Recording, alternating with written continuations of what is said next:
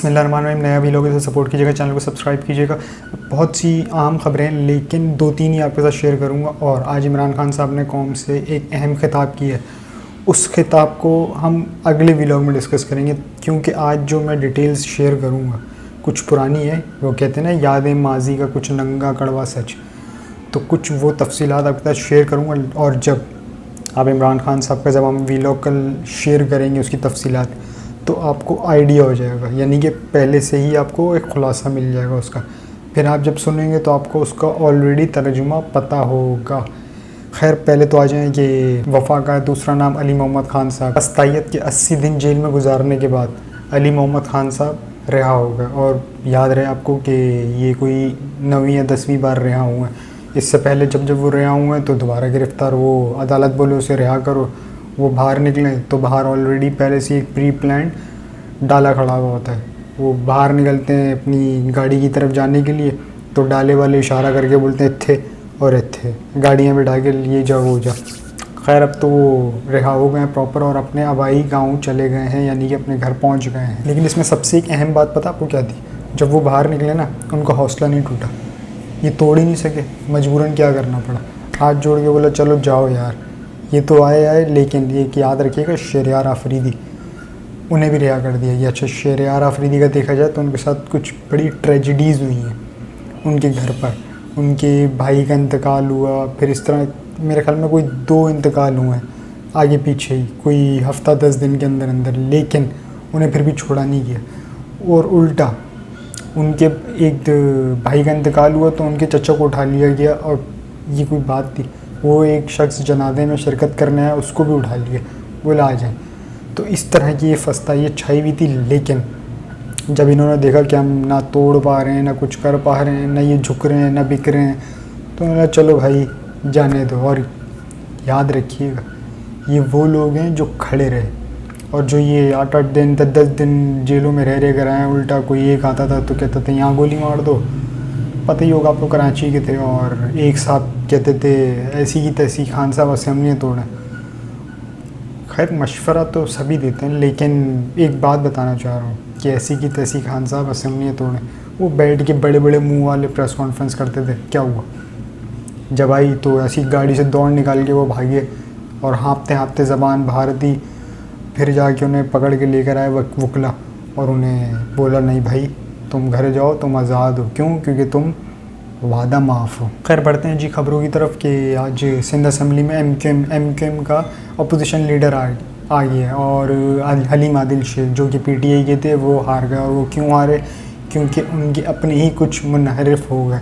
उसकी तफसीलात क्या हैं, उनके नाम आपके साथ मैं शेयर कर देता हूँ। एक तो हैं करीम बख्श गोबल, बिलाल अहमद, मोहम्मद अली अज़ीज़, मोहम्मद अब्बास जाफरी, उमर उमारी, सैयद इमरान अली शाह, राबिया असफ़र, संजय गगवानी, सच्चन लखवानी।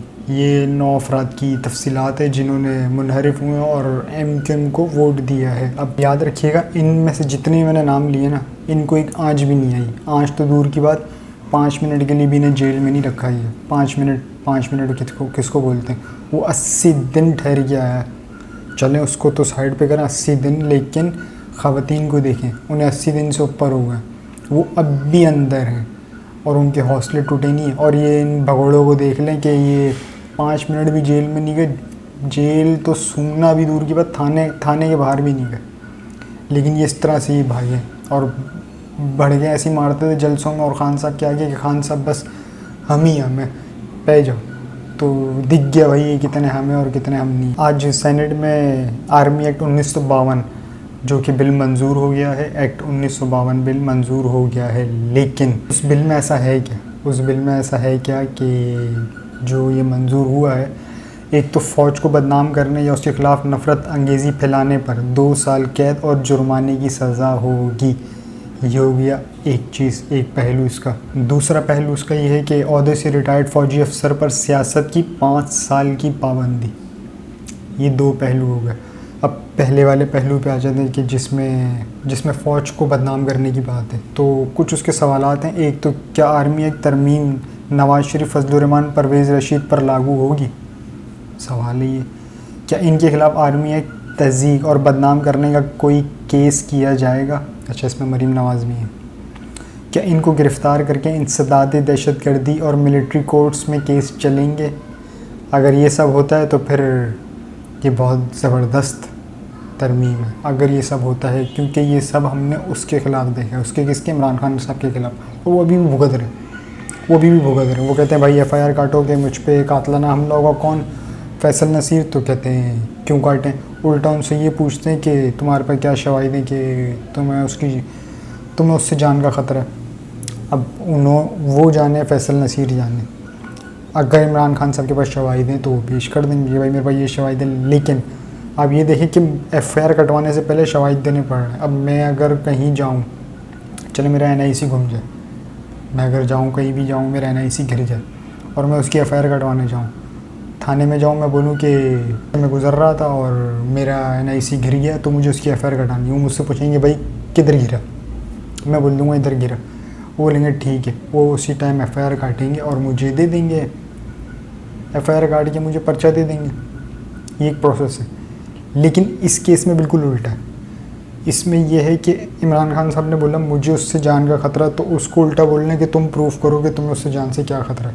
यानी कि मेरा अगर NIC गिरता है और मैं FIR कटवाने जाता हूँ और मैं पुलिस वालों को कहता हूँ कि भाई मेरा NIC गिर गया, मेरी FIR काट दूँ, वो मुझे पता है क्या बोलेंगे? तुम हमें प्रूफ बताओ कि तुम्हारा NIC गिरा।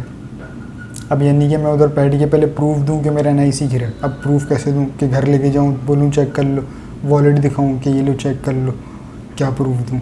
तो ये तो हमारा हाल है। दूसरी जो इसकी शिक है कि ओहदे से रिटायर्ड फ़ौजी अफसर पर सियासत पर 5 साल की पाबंदी होगी।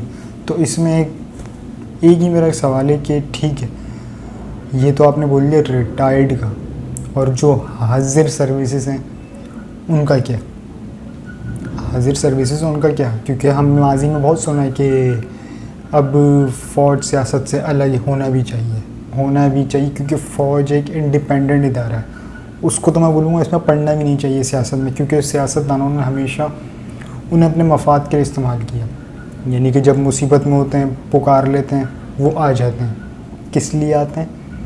इस्तेकाम के लिए। कि हालांकि ये काम उनका नहीं है कि मुल्क में इस्तेकाम हो, ये काम है पॉलिटिकल पार्टीज़ का, लेकिन वो आ जाते हैं। वो आते हैं इस्तेकाम के साथ साथ मज़ीद भी कुछ ना कुछ करके चले आते हैं। और ये जितनी भी तरमीम शर्मीम है ना, अभी जो मैं पढ़ रहा था, तो ये एक ही बार डिक्लेयर कर दें कि ये जमहूरी मार्शल लॉ है, तो दिल को मेरे थोड़ा सुकून हो जाएगा। मेरे क्या जितने भी हैं, जितने भी कीड़े मकोड़े हैं, उनको भी सुकून हो जाएगा कि जमहूरी एक मार्शल लॉ। मैं PDM से मुखातिब हूँ कि आप बैठें, आप एक घंटे की प्रेस कॉन्फ्रेंस करते हैं ना कि चीन ने इतना दे दिया, उसने इतना दे दिया, उसने इतना दे दिया, तो आके बैठ के ये भी बोल दें कि जमहूरी मार्शल लॉ है। हम सिर्फ पपेट्स हैं या डमी है, XYZ, जो आपको बोलना बोल सकते हैं। आ जाए जी वो गटर की तरफ, जिसका मुंह नहीं जिसका गटर है। मैं आप जो समझ रहे हैं शायद आप समझ गए, अगर ना भी समझे तो मैं बता देता हूँ कि मैं बात कर रहा हूँ ख्वाजा आसिफ साहब की, जिन्होंने तजलील की थी ख़वातीन की।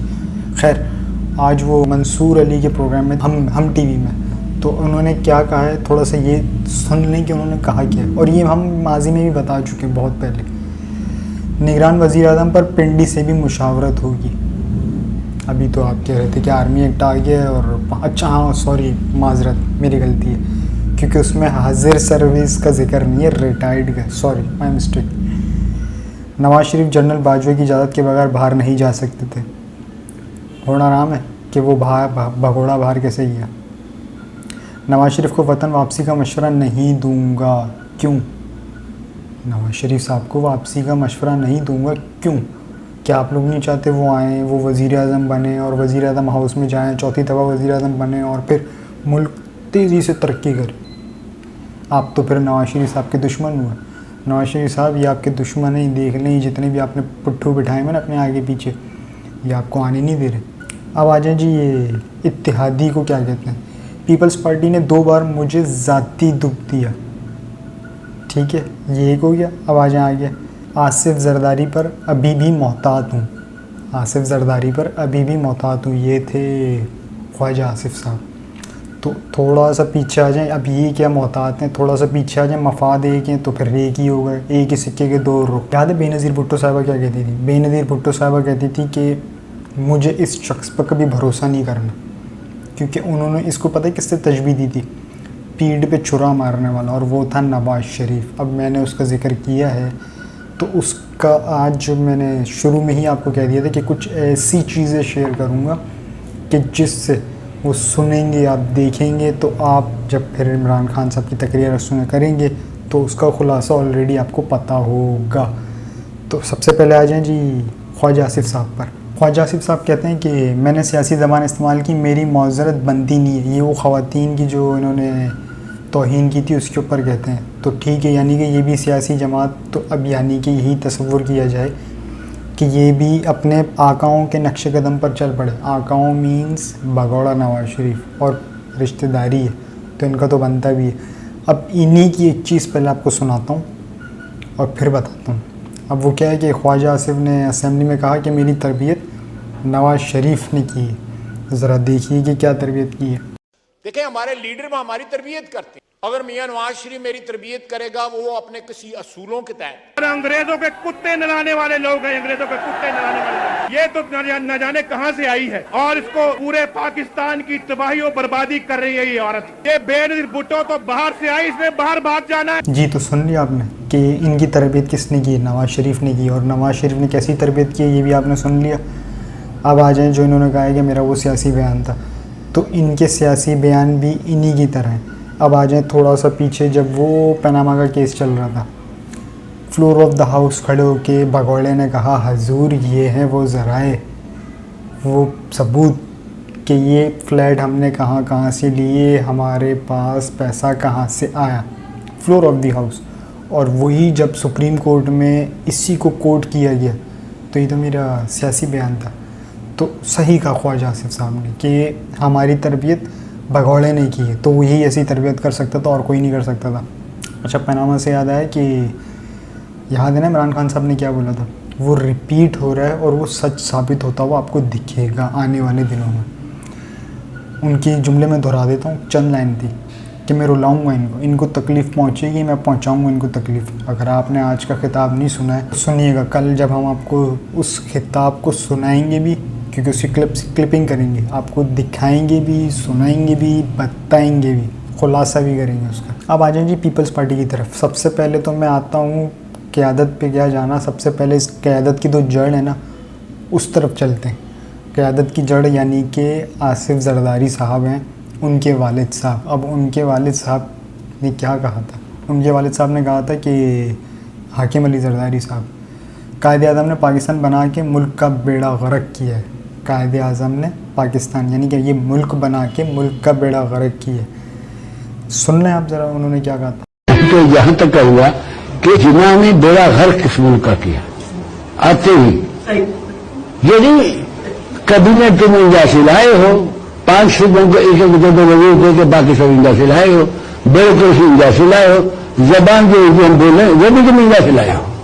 और बंगाल में जाए कहता है बंगाली को तुम्हारी उर्दू जबान में सुनेंगे, ऐसे बंगाली ने कहा लैंग्वेज, खुदा का खौफ करो, कागल का बच्चा। असल में उसको इस मुल्क की ABCD का पता नहीं था। जी, तो सुना आपने कि उनके वालिद साहब ने क्या कहा, हाकिम अली साहब ने।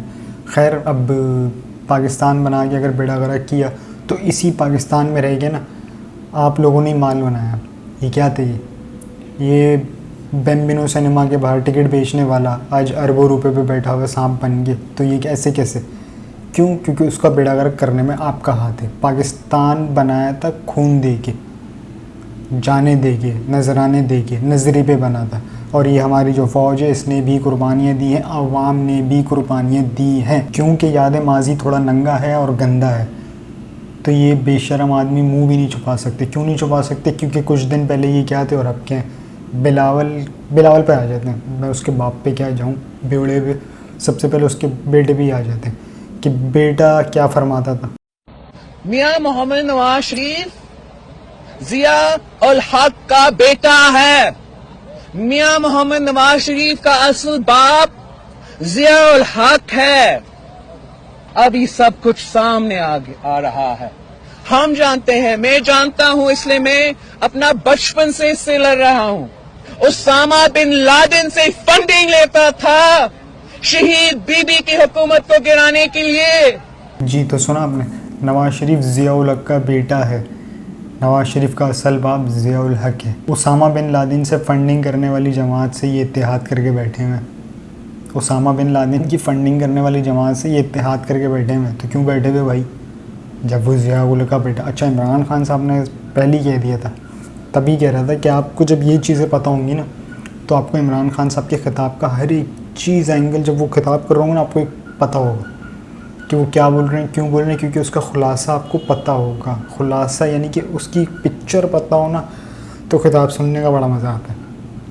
अब आ जाए, जो इमरान खान साहब ने कहा था नवाज शरीफ तो टेस्ट ट्यूब बेबी है, टेस्ट ट्यूब बेबी कहा था भी, ये गुज़िश्ता 2-3 प्रेस कॉन्फ्रेंस से कबल जो उन्होंने कहा था, अगर आपको याद हो तो। अब थोड़ा सा मरीम नवाज़ पे आ जाए कि मरीम नवाज़ को वैसे एक हकीकत बात है कि आज से अगर आप पीछे चले जाएँ ना, 2000 से पीछे चले जाएँ, यानी कि 2013 से पीछे चले जाएँ, 2012-11 इस तरह से, तो उनके कोई फॉलोअर्स नहीं थे ट्विटर पर। अब भी जितने भी बने ना, कुछ तो बॉट्स हैं, फेक हैं, और कुछ ऐसे हैं जो इमरान खान साहब के नाम पर इन्हें मिले थे। सबूत के साथ जो कहेंगे हम सबूत के साथ कहेंगे। क्यों? क्योंकि मिस इन्फॉर्मेशन, डिसइन्फॉर्मेशन का ख़ास ख्याल रखा जाएगा हमारी तरफ से। दूसरे अगर ही नहीं करें, हम बड़ा ख्याल रखेंगे। तो ये आप देख सकते हैं सबूत। उनका ट्वीट है 21 नवंबर 2012, yes he is a great cricketer and even better commentator. अच्छा, 2 को उन्होंने टैग किया हुआ।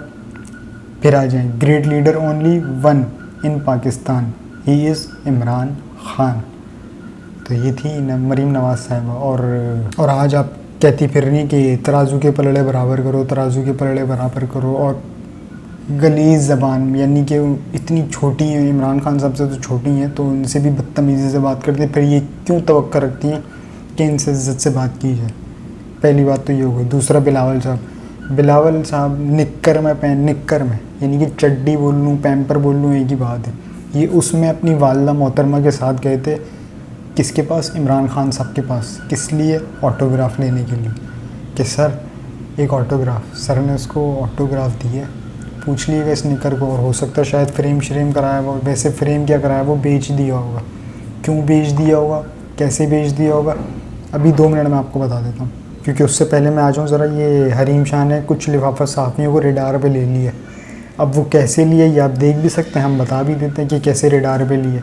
जब मैंने मुबश्शिर लुकमान का करप्शन ब्लैकमेलिंग से लिया गया जहाज़ एक्सपोज किया था, तब उसने मेरे खिलाफ़ FIR दर्ज की थी, जो कि उसके सर पर गई। इसके बाद उसका जो हशर हुआ था उसे अच्छे से याद है।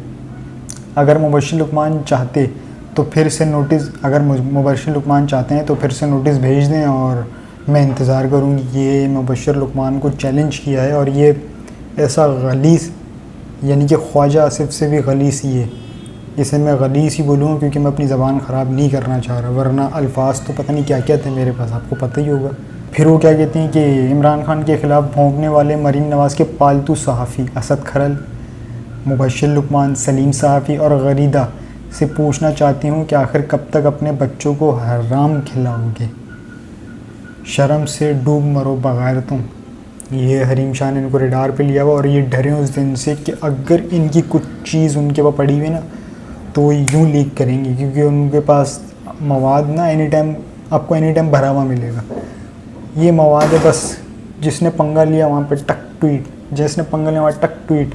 अभी शायद थोड़ा मोहतात होंगे, थोड़ा ही करेंगे। अब मुबश्शिर लुकमान की तरफ से देखते हैं जवाब आता है या नहीं आता। 2012-13 के इलेक्शन से पहले ये वही शख्स था मुबश्शिर लुकमान जो कंटेनर पे जाने के लिए मरता था और फिर दौड़े लगाता था कि एक इंटरव्यू, और आज देख लें क्यों? क्योंकि इमरान खान साहब ने खैर उस टाइम तो इंटरव्यू दी थी, लेकिन बीच में कोई घास नहीं डाली इसलिए, या फिर कुछ और वजह थी, इनको कुछ और मफाद था इनका। खैर आखिर में एक दो चीज़ें मुझे बोलनी है कि मैंने भी सिग्नेचर का कहा था, तो मैंने आपसे कहा कि मैं थोड़ी देर में आपसे बताता हूँ। उस शख्स को इन्होंने इतना तंग किया हुआ, उससे पूछते हैं तुम्हारा ज़रिया माश क्या है? मैं भी बता देता हूँ ये ज़रिया माश क्या है। तो और ये शौकत खानम कैसे चल रहा है, नमल कैसे चल रही है, इस तरह से उसको टारगेट किया जा रहा है। याद रखिएगा इमरान खान ना, उसको सियासत का कोई शौक़ नहीं है। क्यों उसे सियासत का शौक़ क्यों है? जिस शख्स के साइन बिकते हैं वो सिर्फ अपना एक ऑटोग्राफ दे देना, एक सिग्नेचर कर दे किसी बैट पे, किसी शर्ट पे, वो करोड़ों अरबों में बिकती है। अगर मैं झूठ बोल रहा हूँ तो आप तस्दीक के लिए गूगल भी कर सकते हैं। और फ़ंड रेजिंग जो होती है, आप यूट्यूब तो झूठ नहीं बोलेगा ना, फ़ंड रेजिंग होती है, उसमें आप देख सकते हैं कि फ़ंड रेजिंग किस तरह से होती है। इमरान खान साहब की चीज़ें ऑक्शंस होती हैं, सिग्नेचर्स ऑक्शंस होते हैं, शर्ट ऑक्शंस होती हैं, इस तरह से चीज़ें ऑक्शंस होती हैं और वहाँ से पैसा आता है। तो वो एक शख्स के साइन, सिर्फ साइन करोड़ों रुपए दिलवा देता है। तो उससे आप पूछ रहे हो कि तो क्या उसे ज़रूरत होगी सियासत में आने की? कभी भी नहीं। वो इस मुल्क के लिए सियासत में, आपके लिए, आपके मुस्तकबिल के लिए, आपके बच्चों के लिए, आपके बच्चों के मुस्तकबिल के लिए, इस पाकिस्तान के लिए, पाकिस्तान जिस नज़रिए पे बना था उसके लिए। वरना उसे ये ज़रूरत नहीं है, ये उसे क्या ज़रूरत है ये भगोड़ों की और ये बेगारी आज़म और वो डीज़ल, इनके मुंह से गलीज़ चीज़ें सुने और अजीब अजीब कलमात सुने। उसे इन चीज़ों की ज़रूरत नहीं है। उसे अल्लाह ने वाकई बहुत कुछ दी है। वो चाहे तो सुकून से अपने बच्चों के साथ बाहर रहना चाहे बाहर रहे, वो चाहे तो सुकून से बनी गाला में रहना चाहे बनी गाला में रहे। उसके पास सब कुछ है, किस चीज़ की कमी है? क्या उसके पास खाने को नहीं है? सब कुछ है अल्हम्दुलिल्लाह। और अगर नहीं भी है तो वो कुछ ना कुछ ऑप्शन कर देगा। क्यों? क्योंकि वो शख्स एक ब्रांड है, वो शख्स एक ब्रांड है। अभी हालिया में इसहाक डार साहब ने कहा था कि IMF का शुक्रिया जो उन्होंने हमें कर्ज़ दिया, जबकि शुक्रिया किसी और का अदा करना चाहिए था। इमरान खान साहब का शुक्रिया अदा करना चाहिए था, क्योंकि इमरान खान का शुक्रिया कि उन्होंने IMF को एतमाद में लिया, तब जाके ये रोल ओवर हुआ। याद कीजिएगा, IMF का डेलीगेशन इमरान खान से ज़मान पार्क में मिला है। उसके 24 से 36 घंटे बाद IMF ने कहा ओके डन पाकिस्तान को कि हम किस्त दे रहे हैं। इमरान खान साहब का क्या खिताब था वो हम आपसे शेयर करेंगे अगले वीडियो में। अब तक के लिए इतना ही। जो अपना और इस चैनल का ख्याल रखिएगा, चैनल को सब्सक्राइब ज़रूर कीजिएगा। अल्लाह हाफ़िज़।